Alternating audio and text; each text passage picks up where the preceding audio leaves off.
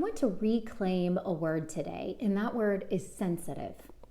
If you grew up being called too sensitive, maybe too emotional or too reactive, or just being hurt too easily, I want to offer something to you. That was not a diagnosis. That was a dismissal. And the tragedy is that many of us internalized that as truth. And so we went to work trying to feel less, trying to need less, trying to shrink down so that we were not emotionally taxing other people. But that made us very good at overriding our nervous system signals. And then it makes us wonder why we're so exhausted. So here's something I want you to understand today. Your sensitivity is not a weakness. It is just your highly attuned nervous system doing exactly what it's designed to do. It's scanning the emotional environment and looking for danger or safety. And so the problem was never your sensitivity. The problem was the absence of tools to help you metabolize all of those things that you were feeling. And that's what we're going to be building here today. Dr. Elaine Aron introduced the concept of the highly sensitive person in the 1990s, and research suggests that 15 to 20% of the population fall into that category. So these individuals have nervous systems that are able to process emotional and relational and even physiological dynamics faster and deeper than the average person. This is not a disorder, it is a trait, and it is an amazing gift. Highly attuned individuals are able to notice danger before other people. They're able to assess the relational dynamics with more precision, and they can sense other people's feelings at a deep level.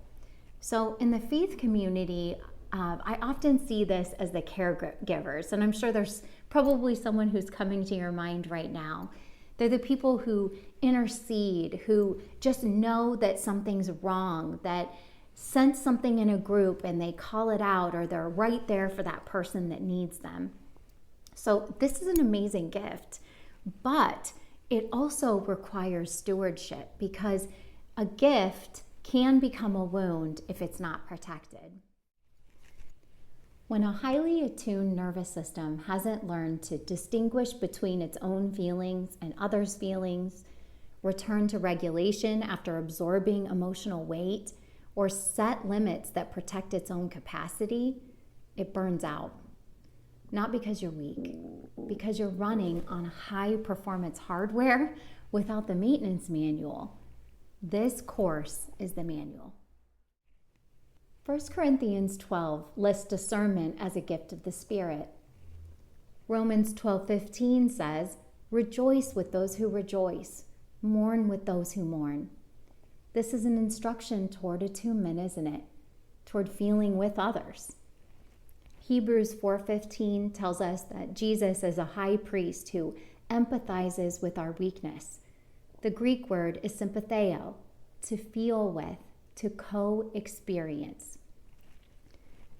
The Son of God, fully divine and fully human, is described as attuned. Your sensitivity is not a mistake of temperament.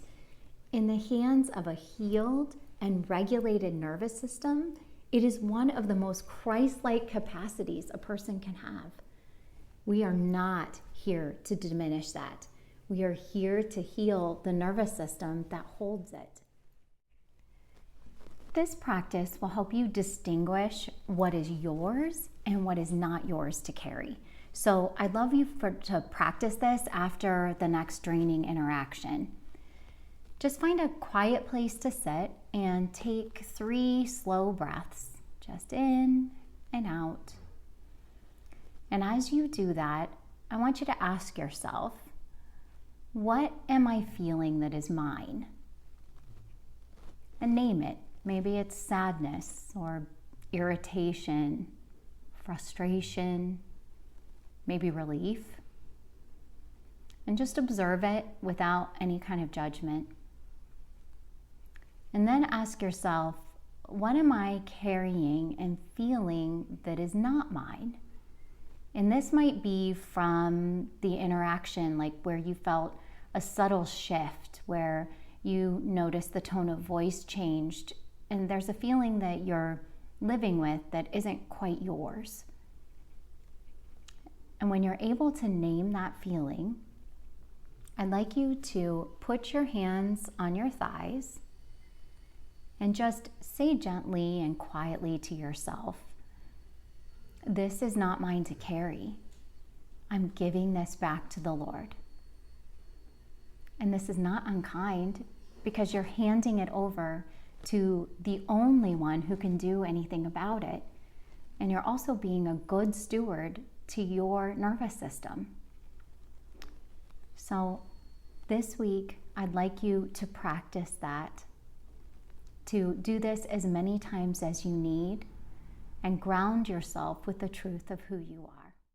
Friday's reflection prompt is going to ask you something that may feel a little bit uncomfortable, but I'd like you to try to sit with it before the weekend and get that answered.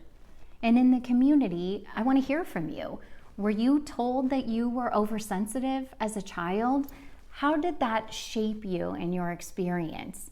And remember, there's no wrong answer. This is a safe place. So just drop your comments below.